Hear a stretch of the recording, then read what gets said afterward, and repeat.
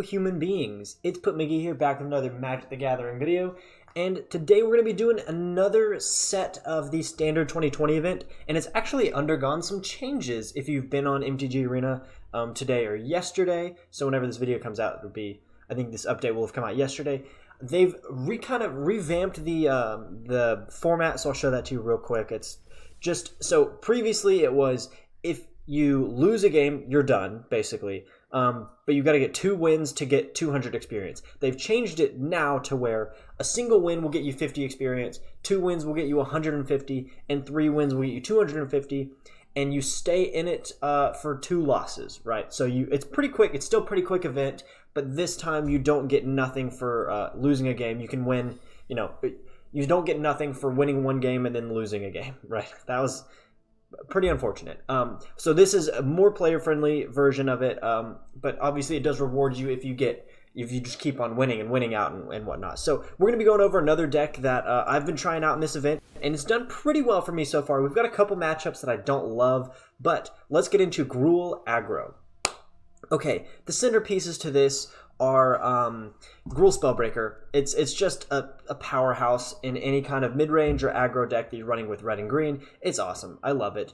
So we're playing Gruul a little bit lower to the ground than normal. Normally, I like to play Gruul as mid-rangey or like a big monsters, big creatures thing. We're trying to play it a little more like short and sweet. We want to get a lot of damage onto the field quickly and kind of ramp into some bigger things. And here's how we're going to do it. We've got 2 Runaway Steamkins. Runaway Steamkin is great because every card in this deck is red to some extent, right? We do have green in here, but everything is green and red, multicolored, or just mono red spell cost. So we've got 4 Runaway Steamkin. It's very nice. It helps us ramp a little bit, but it also gets us a lot of power on the board early and is a target for opponent's removal. So if we get this down early, they're going to be trying to get rid of it as fast as possible. We also have Zhur-Taa Goblin. This doesn't see a lot of play, but it is pretty good in this deck because we either have a 2-2 with haste or we have a 3-3 on the field pretty early, and it's just a nice creature to have. It's versatile. It can kind of do what we need it to in whatever situation we're in. Our removal suite is pretty simple. We have 2 Lava Coils, 4 Shocks, and 2 Thrash Threat. I think you could probably dial back the shocks a little bit because the matchups that we really struggle with are things where we need bigger removal. And I think Domri's Ambush may be able to kind of replace shocks in those, but obviously we're playing best of 1, so we never really know what we're running up against. And, this is how I'm building it right now. I think if I was best of 3, I would sideboard in Domri's Ambush or some other better pieces of removal for bigger creatures.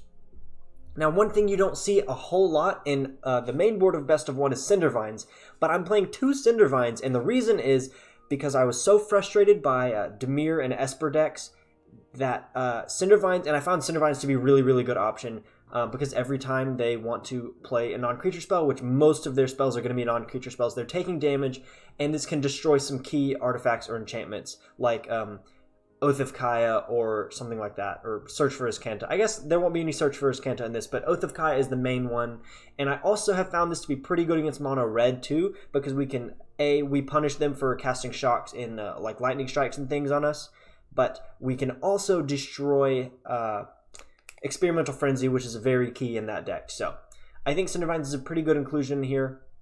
This also punishes Feather decks pretty hard because they rely on casting a lot of cheap non-creature spells over and over again, and this helps us de-incentivize that kind of play. Okay, so let's move on to the Planeswalkers. We've got a lot of Planeswalkers in this, and let's talk about them. We've got 2 Chandra Acolyte of Flame. It's good. It's a good damage early on. We get out extra creatures on the field. We can get some recursion on our spells, like our removal stuff. And yeah, that's about it. But we can also put loyalty counters on our other Planeswalkers, like the other Chandra Fire Artisan. This is a way we get to see more cards, which I really like. We need that in this deck. We've got Domri and Archebolas, 3 of him. He's been very, very good for me. And the main reason is that on turn 3, we can ramp, or turn 4, so we get Domri down on turn 3. On turn 4, if we have another land, and Sarkhan the Masterless, we can get Sarkhan down as well. And that's a really, really powerful play. Again, here we have Sarkhan. Sarkhan is great. He's a little bit expensive for this deck. We're only running 23 lands, so it's a bit expensive to try to cast him regularly, or like on curve, So usually this is just a late game bomb once we've kind of put damage on our opponent and pressured them into kind of running out of removal spells because we had a lot of creatures on the field early. Then we can get him down and we get multiple uses out of him because we can create a creature. So once we play him, if he gets on the field, we create a dragon. That means there's now two things on the field that the opponent has to deal with. They have to deal with Sarkhan himself, and they have to deal with the dragon he just created. So that's a very, very nice play for us. And speaking of bigger things, we have 2 Skargan Hellkites, another really, really good play in the 5 mana slot. This is a game winner in a lot of cases where if our opponent doesn't have a counterspell for this, we can play a 4/4 flyer with haste and usually get the last damage we need in or remove a planeswalker or something like that. We just attack it and kill it. Skargan Hellkite is really, really strong. Other things that we have not talked about. Oh yeah, we're playing 4 Light Up the Stage. It's good. It's really good. It gets us, we get to see more cards early on because we get damage in with, Zertog Goblin or Runaway Steamkin or something like that. And then we have mana to spare and we're running out of cards in our hand. We throw out a Light Up the Stage and, you know how it goes. So we're playing like almost as aggressive as Mono Red. Not as aggressive as Mono Red, but we're playing pretty aggressive in this deck. Thrash Threat is good. If need be, we can create a 4/4 with Trample, which is pretty nice for 4. It's not bad. Or we can use it as removal, which is what we're going to do most of the time with this card. I think I've talked about everything. Let's go ahead and start playing. Let's just get into this bad boy. Hopefully we can get a couple of wins here before we lose. In my practice games, my practice games last week with this deck, they went really well. But I played a couple of games earlier, and I ran into Naya Feather, which is a kind of a problem for us, honestly. Oh my. Huh.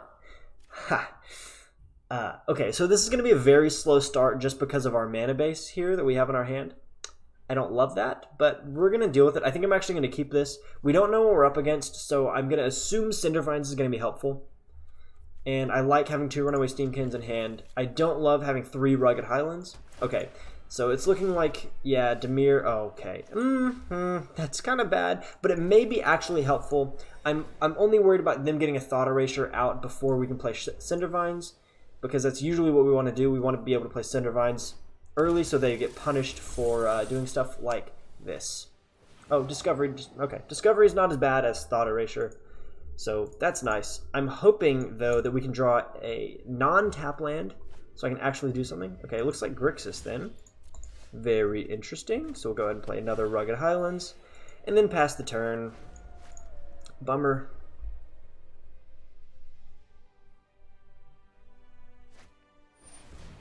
Okay. I'm confused at why they put Temple of Epiphany in the graveyard.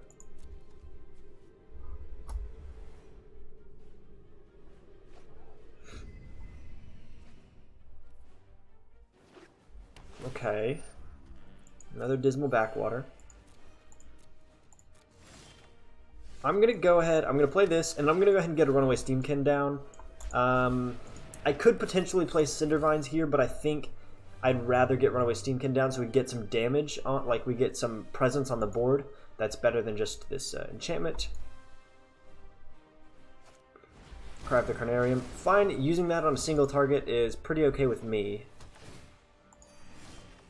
Okay, Stomping Ground. I'm actually going to shock this in here. Pay 2 life. Go Runaway Steamkin, and then follow it by Cindervines. So they start getting punished for playing non-creature spells. Of course, Runaway Steamkin can still get hit by Cry of the Carnarium or Tyrant's Scorn. Okay, finally they show a red source, and that's a Ral. Is it Viceroy? I'm guessing they kill this right now? Yeah, okay, interesting. We can shock that. Or we can just do this. We'll play Gruul Spellbreaker with haste. And just attack and kill Ral. And then pass the turn. Okay. This is looking like a deck that I saw Merchant play recently. It's just Grixis control, but uses Ral. Is it Viceroy alongside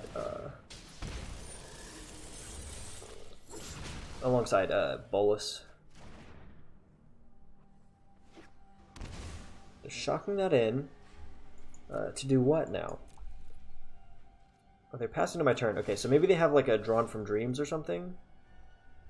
You know what I'm going to do? I'm going to play this Cindervines. So we're going to punish them even harder for playing non-creature spells. This may get countered, and if it does, they'll take a damage and I'll be able to light up the stage. Chemist's Insight. Okay, we still get to light up the stage, which is great.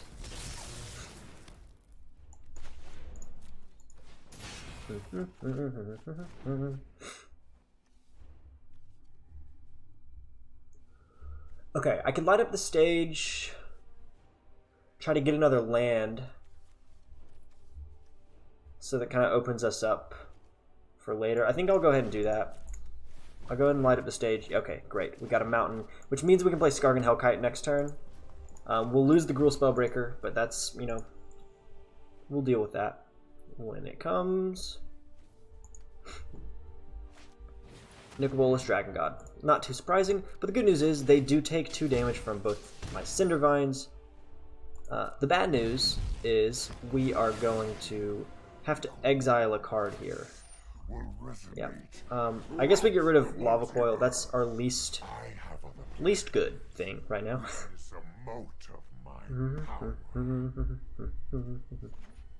Okay, before their turn is over, I'm going to shock Nicol Bolas so that I can kill it with Skargan Hellkite.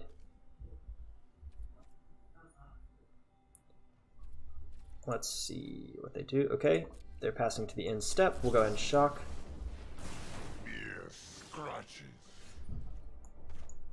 And then we will Hellkite with haste.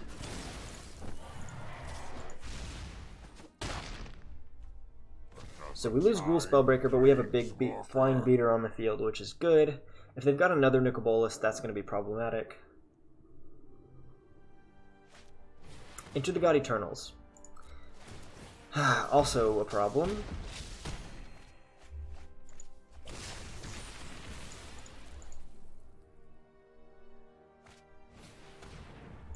Okay, fine. They take one of my Thrash threats.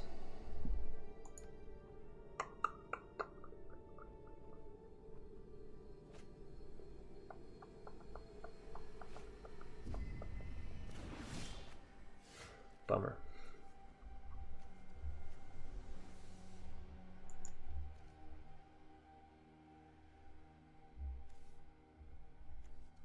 I could play this.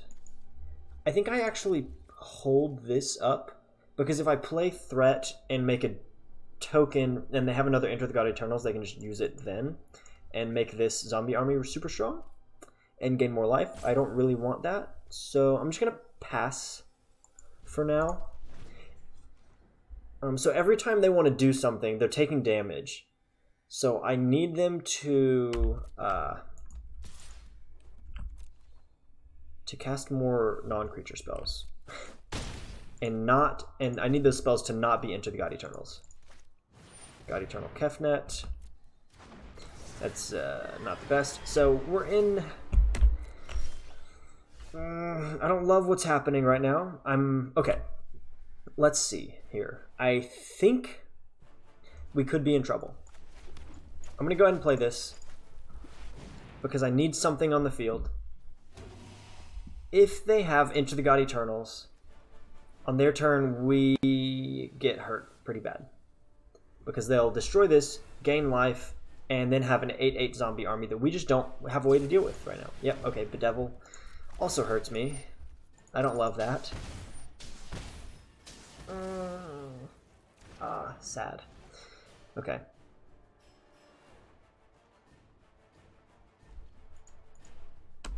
Yep, so we take 8 damage here that we can't do anything about.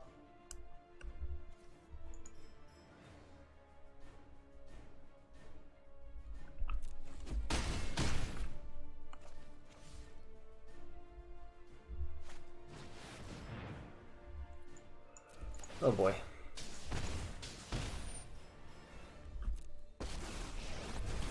Yep. If you haven't heard of me, then get ready to meet my flames. Hope it's not too all right. hot for ya. We'll go to my turn. See if we can. Okay, that's game. Yeah, and we're done. Ouch! Oh, We drew pretty poorly there. I thought we were doing well at the beginning. They just came up with the perfect removal, pretty much. And losing that Gruul Spellbreaker that we pulled out with Light Up the Stage, that was kind of a bummer. But we were going to lose something either way. Alright, let's go to game 2. Hopefully we don't lose this one as well. Alright, this is a pretty good starting hand. We can go Zhur-Taa Goblin on turn 2 once we shock in Stomping Ground.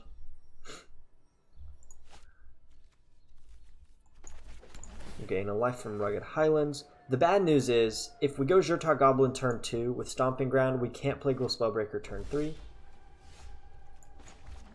Okay, Gruul Guildgate. I am going to play Zhur-Taa Goblin with...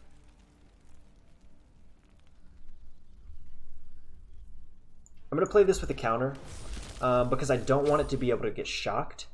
I'm a little worried that they'll have a shock to kill it, and I'd rather not let that happen. Okay. So we'll just do this then. Looks like they're playing Gates of some sort. And they played their Plaza of Harmony at a strange time. What is this? What is happening? Oh my gosh. Opponent, why did you do that? The Shame Concede. Oh, no. That was brutal. That was brutal. When you play Gates Ablaze, it deals 1 damage to your opponent's creatures and none of them die. That's pretty bad. That's pretty bad. You hate to see it. Well, maybe this game will be a real one. Because that wasn't real. Psychotom. But we did get a win out of it, so that's nice. We get XP. 3 mountains. Not going to be good enough. Not going to be good enough. We have to mulligan that. Okay, this is keepable. I'm going to keep this. I'm actually going to bottom Gruul Spellbreaker.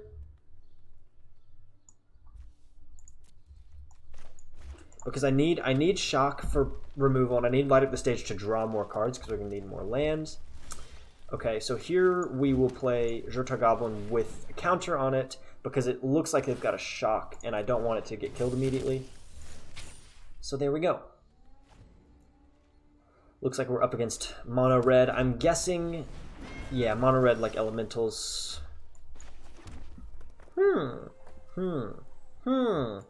Let's do this. Let's go. We'll play you. We will plus shock the Embercat so they can't ramp to a Chandra, and then we'll attack for 4. Okay, so this is not bad. I like having Domri on the field. He's really good for us. Another Embercat. That's fine. Okay, I'm actually going to... That's interesting. We'll do this. We'll go Chandra. We'll make tokens, because they're going to be 2/1s now, because we have Domri on the field. He gives all of our creatures +1/+0. So now we attack. Deal 8 damage if they don't block. And... cool, they go to 8, and then we will make a red mana to light up the stage. Maybe we get another land. Sweet, we get 2 lands. We'll go ahead and play the mountain and then end the turn. So our planeswalkers are vulnerable, but they do not have much of a board here. And they're gonna have to get rid of these if they want to do anything. And they're done. Okay, cool. There you go. That was a quick little win. I think I played that correctly. I think the putting the counter on Zhur-Taa Goblin so it couldn't get shocked was key in that victory. But then they could have not had a shock, and I was just imagining or projecting my fear of them having a shock. Orpheus. Okay, this is a pretty good hand. Not amazing, but it's doable. So we got a good start, and we have ways to draw into more stuff that we need. So we will Stomping Ground first. Hello, Orpheus. How are you today?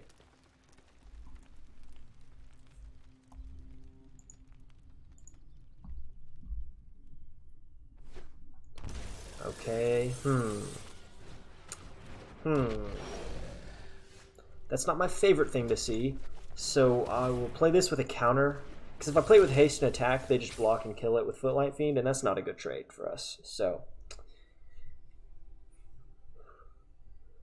the good news is, if they have a Dreadhorde Butcher here, they won't really be able to use it, because I've got a good blocker out already.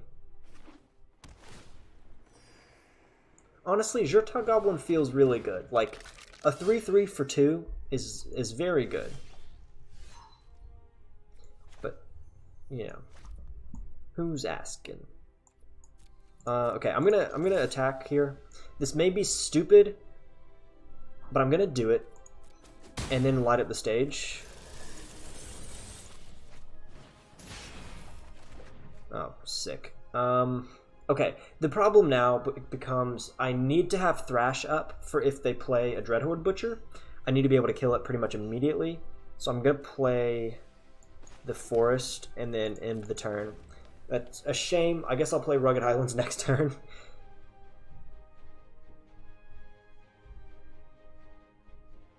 I was hoping I would draw into something decent. Okay. So, no Dreadhorde Butcher, but a Priest of Forgotten Gods.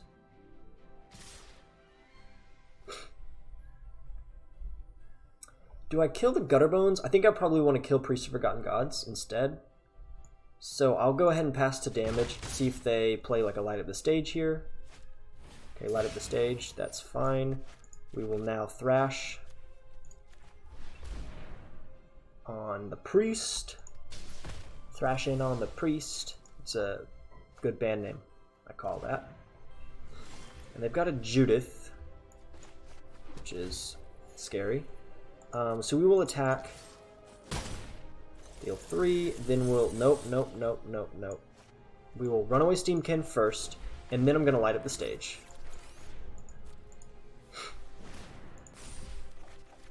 Okay, cool.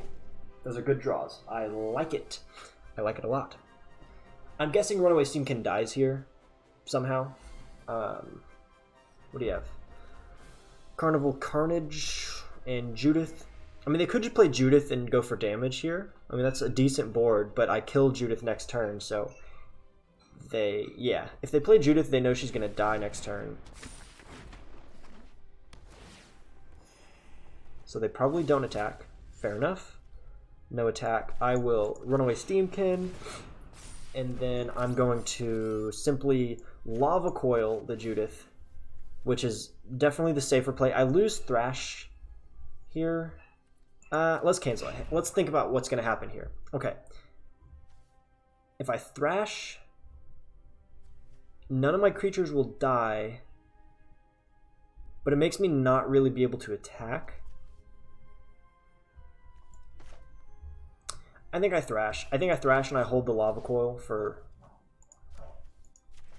somebody else.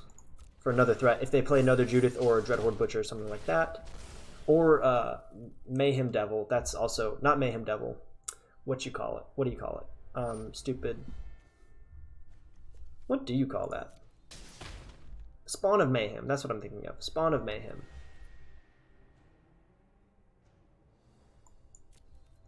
Okay, if I attack with Jurta Goblin here, I think this is a good play. I attack. They'd have to double block, and then they wouldn't be able to kill either of these. So they would lose their board, and I would be left with 2 Runaway Steamkins, which is a dangerous place for them to be. They're going to do it, apparently. Okay, so they do that.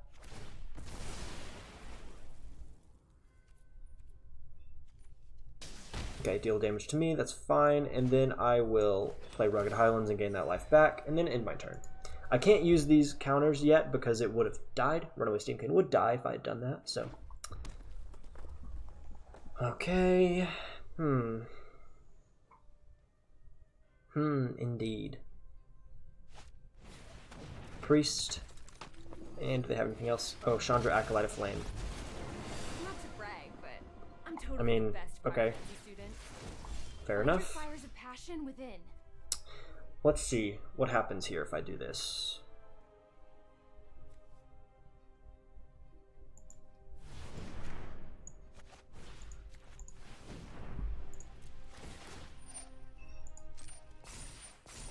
We love Coil U. That gives us enough damage to still kill Chandra. But dang.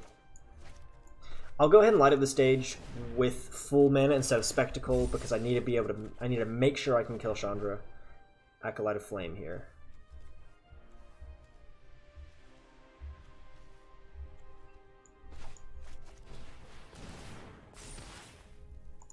So we'll play this with haste. Go. No, undo that. Jeez. I meant to pass to combat. There we go. We'll attack 2 there and 1 there. So we take them to 10 and we pretty much destroy their board. And we've got a ton of mana here, so if we draw something important, we will be able to play it. I think we've pretty much won this. Yes. Haha. We've won this. We've won this.